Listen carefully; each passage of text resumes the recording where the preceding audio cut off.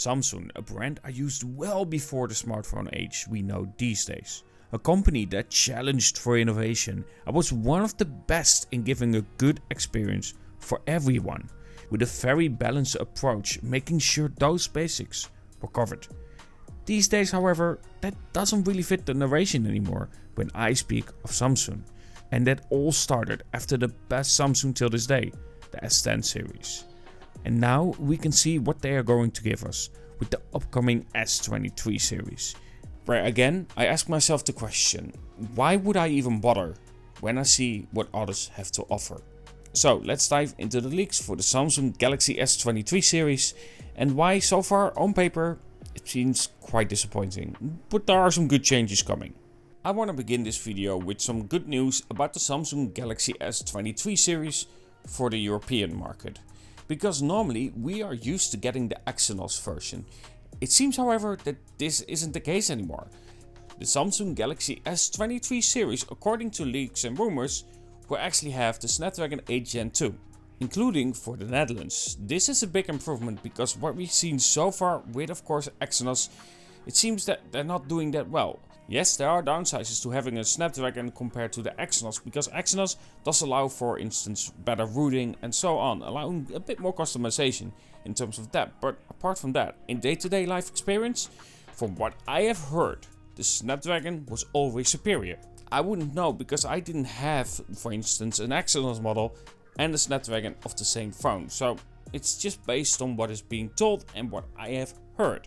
And that comes down to my experience with, for instance, the Samsung Galaxy S21 Ultra, that quite honestly wasn't good. That phone has been collecting dust for most of the 2 years that I've been using it. I've been using many other phones in between, going back to older phones. But the Samsung Galaxy S21 Ultra simply is collecting dust most of the time. Because simply put, the experience wasn't good. Battery life was horrible, and from what I've heard, the experience in terms of camera is also superior on the Snapdragon version. So it's a good thing that we are having a unified experience now over the world. However, this is where the good news kind of stops and the bad news kind of starts. The Samsung Galaxy S21 Ultra, for instance. Now, while it comes with 256 GB of internal memory, which is now the base version and it should be, it's 1400 euros. 1400 euros for the Samsung Galaxy S23 Ultra base version. Base version. Let me repeat that. It's the base version. And it's 1400 euros. That's a lot of money. It doesn't matter if you get it under contract or not. For instance, here in the Netherlands, max that you can do under contract is 1000 euros. Then you pay per month for the phone and of course what subscription you have for in terms of calling and of course data.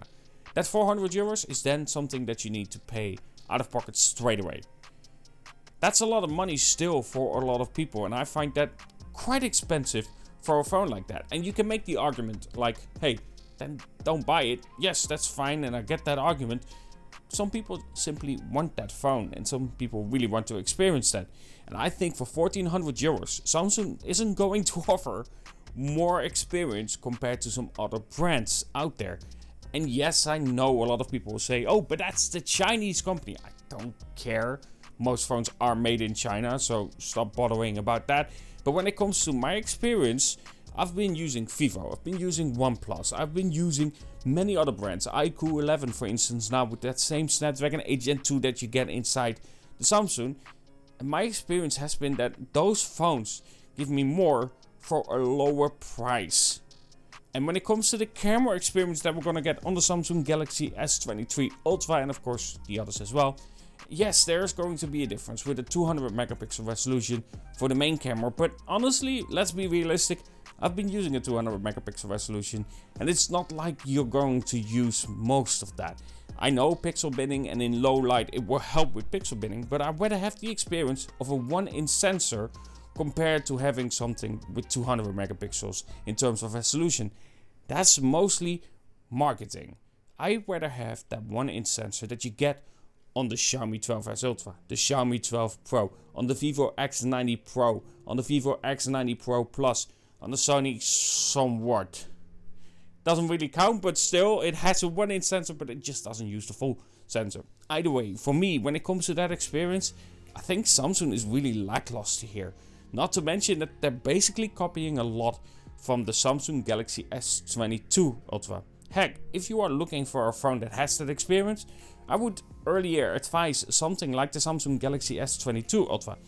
Okay, fair enough. I often say that when it comes to brands, that you should probably get last year's phone because it saves you a lot of money.